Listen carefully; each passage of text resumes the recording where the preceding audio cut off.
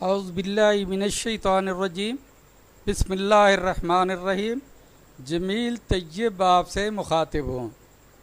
आज का मेरा topic grant of increase in pension 2024 of the civil servant of Punjab है, जिसकी मंजूरी जनाब गवर्नर साहब ने 12/6/2026 को दी है।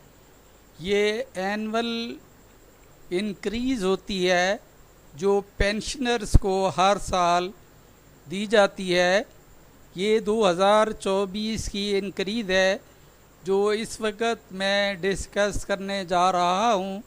ये वो लेटर है, वो रेफरेंस है जिस लेटर के तहत ये इंक्रीज़ पॉसिबल हुई है।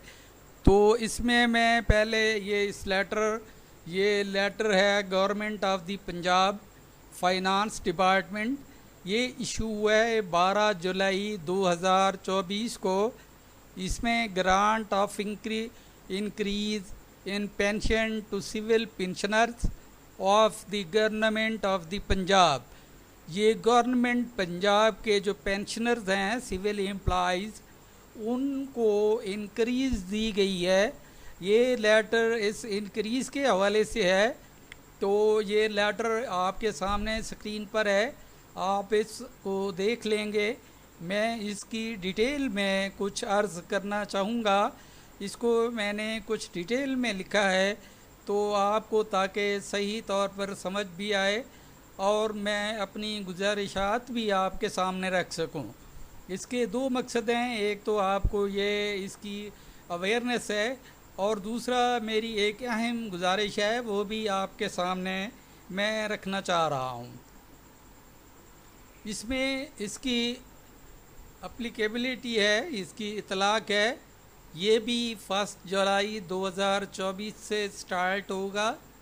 पेंशन मंजूरी में इजाफ़ा, ये इजाफ़ा जो है पेंशनर्स के लिए 15% है। जिन पेंशनर्स को इस इजाफ़ा शुदा पेंशन की इजाज़त है, यानी कौन से ऐसे पेंशनर्स हैं जो इस फैसिलिटी से, इस ग्रांट से फ़ायदा उठा सकते हैं। इसमें एक तो है 15% जो नोटिफिकेशन इशू हुआ था डेटेड 11/7/2011 को।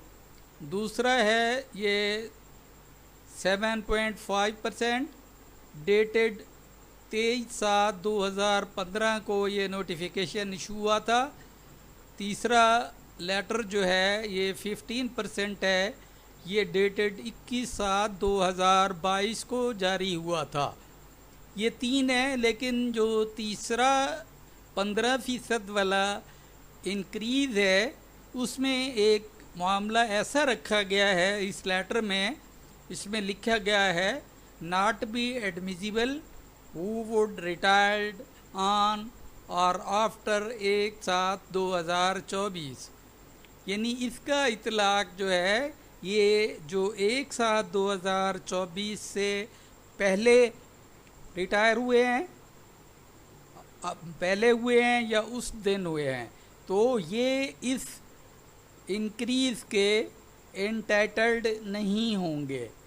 तो गोया इनके साथ ये नाइंसाफ़ी होगी कि इनको इस पेंशन से महरूम रखा जा रहा है। आगे इसमें एक इस्तिलाह इस्तेमाल हुई है नेट पेंशन की।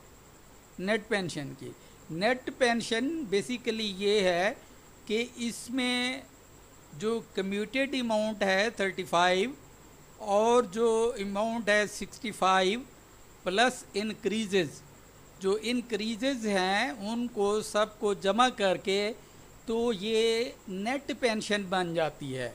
इस नेट पेंशन को अगर मेडिकल अलाउंस से मिनहा कर दिया जाए, माइनस कर दिया जाए, तो ये नेट पेंशन बनती है। तो ये नेट पेंशन है, इसका इजाफ़ा नेट पेंशन पे होगा। ये इसको मैंने तफसील से बयान कर दिया है। ये मंजूर शुदा पेंशन में इजाफ़े की मंजूरी के मकसद के लिए नेट पेंशन की इस्तिलाह का मतलब है पेंशन निकाली जा रही है माइनस मेडिकल अलाउंस, यानी मेडिकल अलाउंस से जो बाकी नेट पेंशन है वो निकाल ली गई है। ये नेट पेंशन की इस मसला है। आगे चलते हैं। नेट पेंशन है क्या, मैं आपको ये बताने जा रहा हूँ। ये 35% कम्यूटेड पोर्शन है। ये इसमें जो बेसिक पे है, बेसिक पे के बाद ग्रास पेंशन निकाली जाती है। ग्रास पेंशन को हम 35 और 65 दो हिस्सों में तकसीम करते हैं, तो ये हमारी टोटल ग्रास अमाउंट आ जाती है जो 100% होती है, 100% होती है। लेकिन इसमें जो नेट पेंशन है उसमें 35% और 65% इसको जमा कर दिया जाता है। फिर जो एनुअल इंक्रीज़ है, एनुअल इंक्रीज़ जैसे मैं पहले बता चुका हूँ 15% इंक्रीज़ है, ये 2011 की है।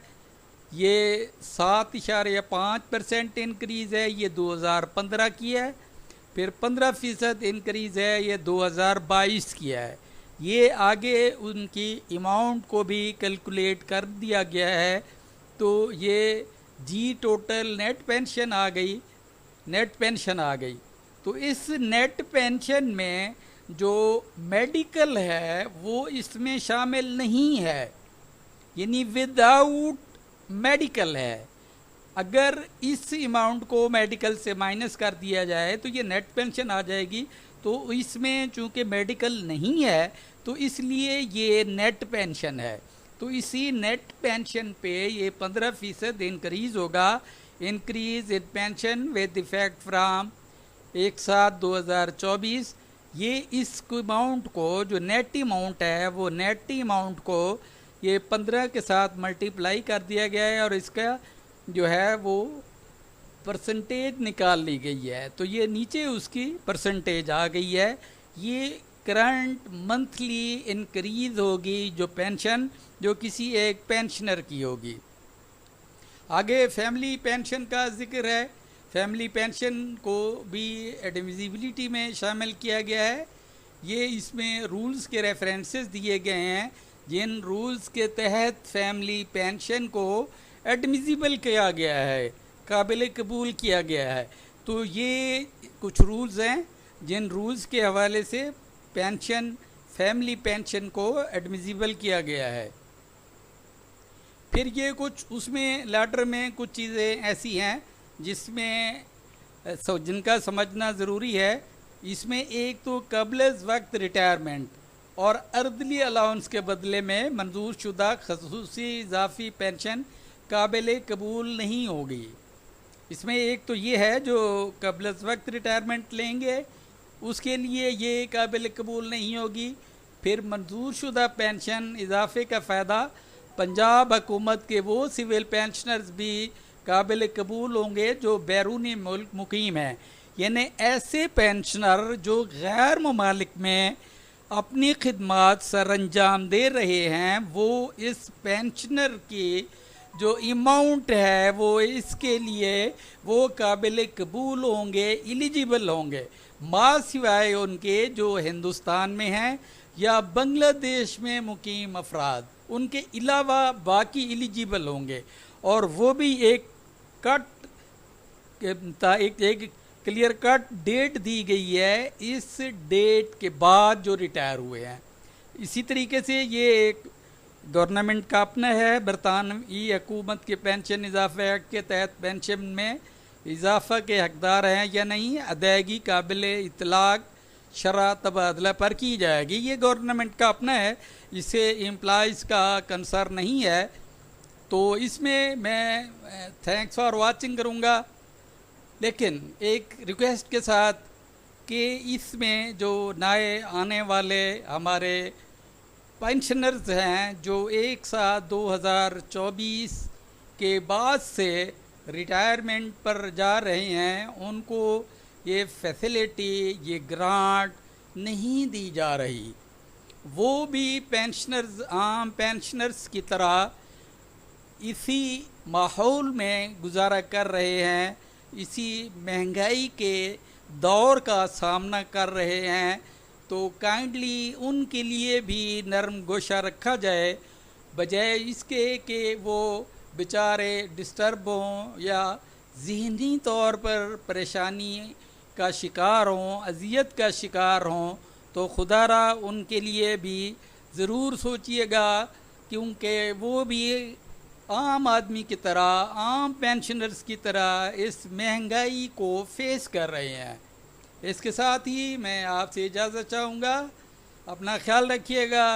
अल्लाह हाफिज़। अस्सलामु अलैकुम व रहमतुल्लाह व बरकातुहू।